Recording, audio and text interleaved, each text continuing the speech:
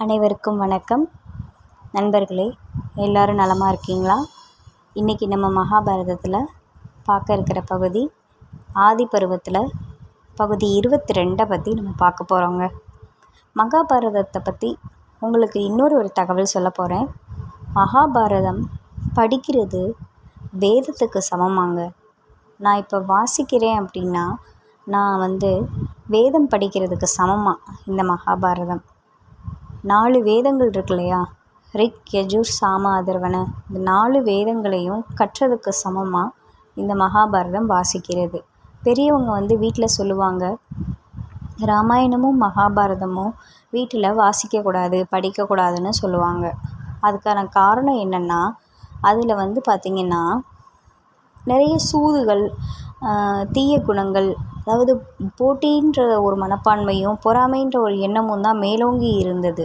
அதை நான் அப்போ உள்ள காலகட்டத்தில் அதெல்லாம் படித்தா அந்த கெட்ட குணமுள்ள அந்த எண்ணங்கள் நமக்கும் வந்துரும்னு நினச்சி அதெல்லாம் படிக்கக்கூடாதுன்னு சொல்கிறாங்க. ஆனால் இப்போ இருக்கிற காலகட்டத்தில் இது எல்லாருமே படித்தவங்க, பகுத்தறிகிற திறன் கொண்டவங்க. அதனால் எது நல்லது எது கெட்டதுன்னு எல்லாருக்கும் தெரியும். மகாபாரதமும் சரி, ராமாயணமும் சரி, இப்படியெல்லாம் வாழ்ந்தேன்னா நீ இப்படியெல்லாம் பலனை அடைவ, அதனால் ஒன்று நீயே வாழ்கிற காலத்திலேயே திருத்திக்கொன்றது தான் சொல்லுது. அதனால் இதை வீட்டில் படிக்கிறனால சண்டையோ சச்சரவோ எதுவுமே வராதுங்க. நல்ல மனதோடு படிக்கிறவங்களுக்கு எல்லாமே நல்லதாக தாங்க நடக்கும். வாங்க இன்றைக்கி ஆதிப்பருவம் பகுதி 22 பார்க்கலாம்.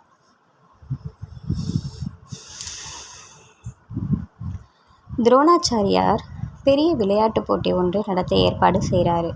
தம்முடைய சிஷ்யர்களில் விதவிதமான ஆற்றல்களை மக்களிடையே விளம்பரப்படுத்துவது அவரோட நோக்கமாக இருந்துச்சு.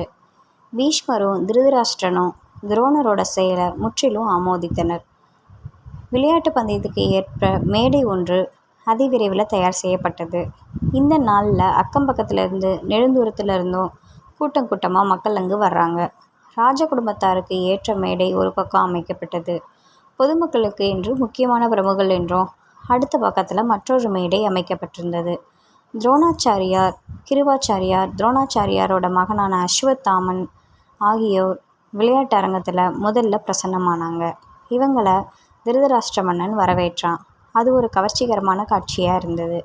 ராஜகுமாரர்கள் ஒருவர் பின் ஒருவராக அரங்கத்தில் வைத்து அறிமுகப்படுத்தப்பட்டாங்க. அவங்களுக்கு முறையாக ஆச்சாரியர்களுக்கு வணக்கம் செலுத்தினாங்க. ஒவ்வொரு ராஜகுமாரனும் எந்தெந்த ஆயுத பயிற்சி பெற்றிருந்தார்களோ அந்தந்த கலைகளை எல்லாம் அவனவன் நன்கு பிரயோகித்து காட்டுறான். அவங்க காட்டிய பயிற்சி திறமையை பார்த்து மக்கள் திகைச்சு போயிட்டாங்க. துரியோதனனுக்கும் பீமனுக்கும் நிகழ்ந்த கதாயுத போராட்டம் அனைவர் உள்ளத்திலையும் பதைபதைப்போட கவர்ந்தது.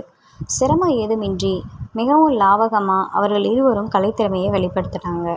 விளையாட்டாக துவங்கிய போராட்டம் வம்பு சண்டை வடிவெடுக்கும் அறிகுறிகள் தென்பட்டன.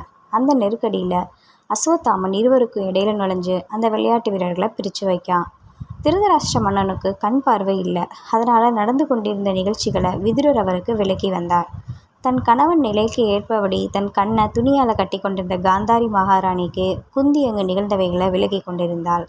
எங்கு திரும்பி பார்த்தாலும் எல்லாருடைய முகத்திலும் குதூகலமே ததும்பி கொண்டிருந்தது. கடைசியில் மேடையின் மீது அர்ஜுனனை அறிமுகப்படுத்தி வைக்கிறது துரோணாச்சாரியார் மிக்க மகிழ்வு கொண்டிருந்தார். சிஷ்யனும் வில்வித்தையில் தன்னோட திறமையை மிக அற்புதமாக செஞ்சு காட்டினான். அவனை பாராட்டிய போது வானளாவிய ஓலமிடுதல் உச்சநிலைக்கு சென்றது.